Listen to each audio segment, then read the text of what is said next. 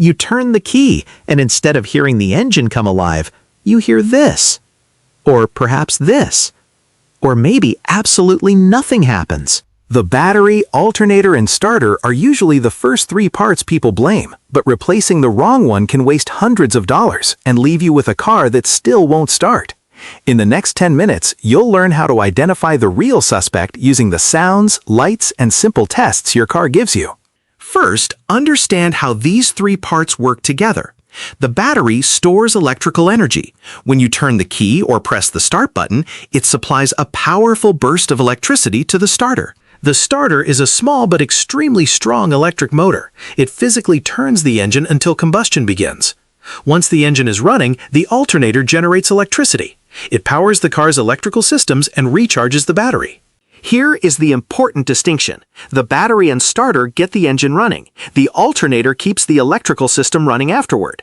A failed alternator normally doesn't prevent a fully charged battery from cranking the engine immediately, but it can drain that battery until the next time you try to start the car.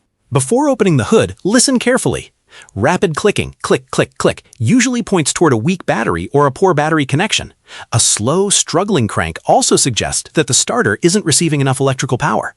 One strong click, especially when the dashboard lights remain bright, makes the starter or starter solenoid more suspicious.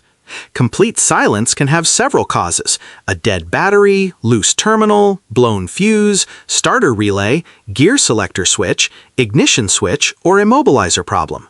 But what if the engine cranks at normal speed and simply refuses to start? That usually means the battery and starter are doing their jobs. The problem may instead involve fuel, ignition, an engine sensor, compression, or the security system. The battery is the most common starting system suspect. Starting an engine requires hundreds of amps for a few seconds. A weak battery may still illuminate the dashboard, radio, and headlights, but fail when the starter demands serious power. Common battery symptoms include slow cranking, repeated clicking, flickering dashboard lights, resetting electronics, or lights that become extremely dim when you turn the key. Start by inspecting the battery terminals, with the engine switched off and the key removed. Look for loose clamps, damaged cables, and white, blue, or green corrosion. A poor terminal connection can imitate a dead battery because it prevents high current from reaching the starter. Never place a metal tool across both battery terminals. Batteries can produce explosive gas, corrosive acid, and extremely high electrical current. If you have a digital multimeter, measure directly across the battery terminals after the car has been off for a while. Voltage alone doesn't reveal the battery's full condition. A failing battery might display acceptable voltage with no load and then collapse when the starter engages. During cranking, a drop below approximately 9.6 volts can suggest a weak battery, excessive resistance in the cables, or another high current problem. Temperature and vehicle specifications can affect these numbers. A properly performed jump start is another useful clue. Always follow the vehicle manufacturer's procedure, because connection points can differ between models. If the engine cranks strongly with a jump, the battery or its connections become the leading suspects. However, that doesn't automatically prove the battery itself is defective. It may simply be discharged because the alternator failed, or because another electrical component drained it overnight. The alternator enters the story after the engine starts. It converts some of the engine's mechanical motion into electrical energy. Without it, the car must survive entirely on the limited energy stored inside the battery. Signs of a charging system problem include a battery warning light while driving, headlights that brighten and dim, malfunctioning electronics, repeated dead batteries, unusual whining noises, or a burning rubber smell. Despite its appearance, the battery-shaped warning light usually indicates a charging system problem, not necessarily a bad battery. Here is the classic alternator pattern. The car won't start because the battery is discharged. A jump start gets it running, but the battery warning light remains illuminated. Electrical systems gradually weaken, and the engine eventually shuts down.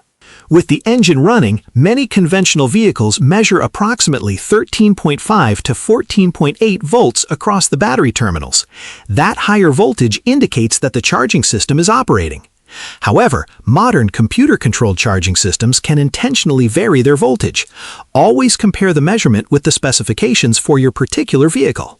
If the voltage remains close to the battery's resting voltage, especially with the headlights and blower operating, the alternator, belt, wiring, fuse, or voltage control system may have a problem. Inspect the serpentine belt only with the engine turned off. Never place your hands, clothing, or tools near a running belt or cooling fan. And never test an alternator by disconnecting a battery cable while the engine is running. That outdated trick can create voltage spikes and damage modern vehicle electronics. The starter has one intense job: turn the engine fast enough for it to begin running. When you activate the ignition, the starter solenoid engages a gear with the engine's flywheel. The starter motor then draws a massive amount of current and rotates the engine. A failing starter often produces one solid click without cranking. The dashboard and headlights may remain relatively bright because the battery still has power. Other symptoms include intermittent starting, grinding, a starter that spins without turning the engine, or no response even though the battery tests well. But be careful, one heavy click doesn't prove the starter is defective. A weak battery, corroded cable, damaged ground connection, faulty starter relay, or failed solenoid can produce the same result. If you drive an automatic vehicle, hold the brake and try starting it in neutral as well as park. If it starts only in neutral, the problem could involve the park neutral safety switch rather than the starter. Don't repeatedly hold the key in the start position. Continuous attempts can overheat the starter, cables, and electrical connections. Confirming starter failure usually requires checking whether full battery voltage and the proper control signal reach the starter. Because the starter can be difficult or dangerous to access, this test is often best left to a qualified technician.